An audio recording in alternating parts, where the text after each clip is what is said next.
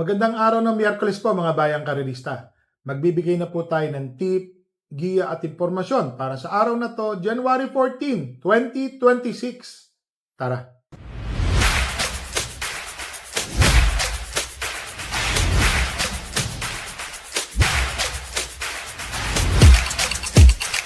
Sa mga bayang karerista, pakita ko lang po ang ating kopya.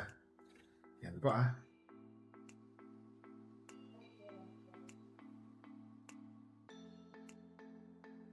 Salamat nga po pala ako kay Mr. Speedform. Yan po.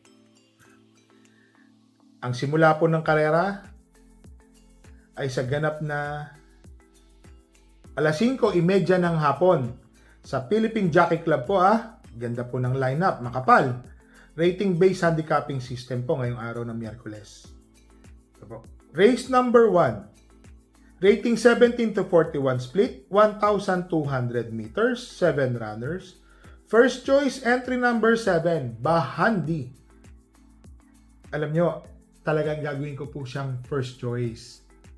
Kasi po, maganda po ito lumundag. May kabilisan po ito si Bahandi. Nadudun po agad. Kaya first choice ko po siya. Ginawa ko pong second choice, entry number 4, title holder. Despite na maganda po yung panalo niya nung nahuling takbo ni title holder, 1.26.8 po ata yun. Pero yun lang po. Sana makalundag ng maganda. Kasi yun po yun . Pag naiwan, yun po nangyayari. Pero tingin ko po, malaki po ang panalo ni title holder. Makasabay lang po ito. Naglagay po ako ng third choice. Ito po yung baka mapabayaan po sa unahan. Entry number 3, Success of Times. Ito po kasi pista rito sa Padre Garcia, para sa akin po, lamang po yung mga nasa unahan. So dito po sa race number 1, first choice, entry number 7, Bahandi. Second choice, entry number 4, title holder. Third choice, entry number 3, Success of Times. Dito na tayo sa race number 2, rating 17 to 41 split, 10 runners, 1,200 meters. First choice, entry number 10, Thy Will Be Done. Jeff Tagulaw Sarate ang sasakay.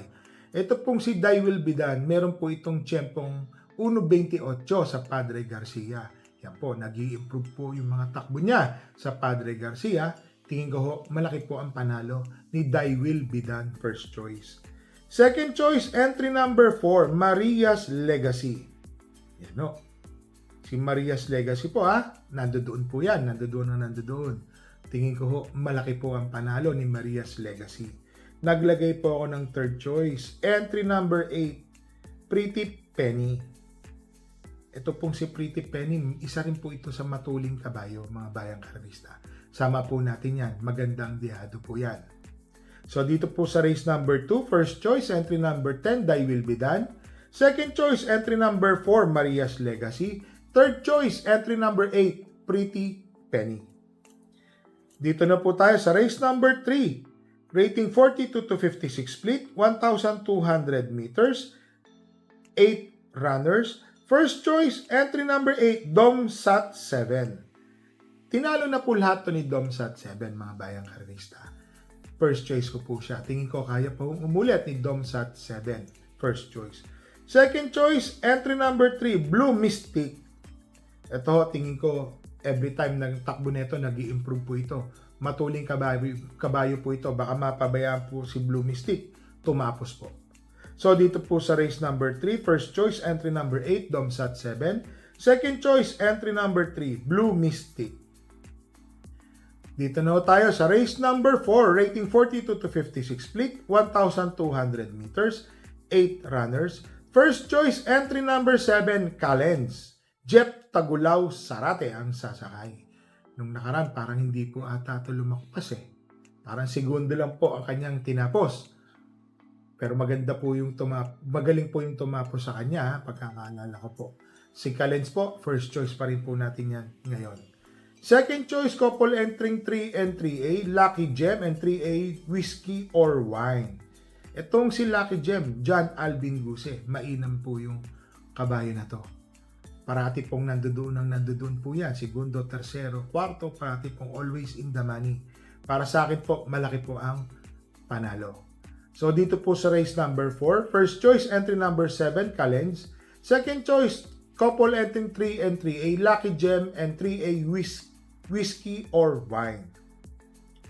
Dito na tayo sa race number 5, rating 17 to 41 split, 1,200 meters, 8 runners.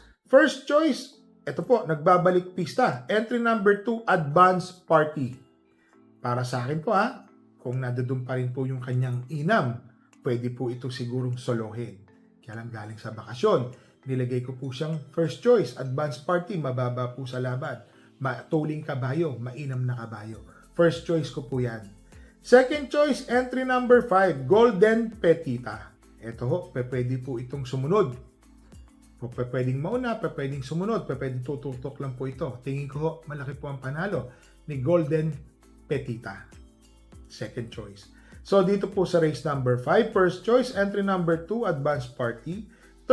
Second choice, entry number 5, Golden Petita.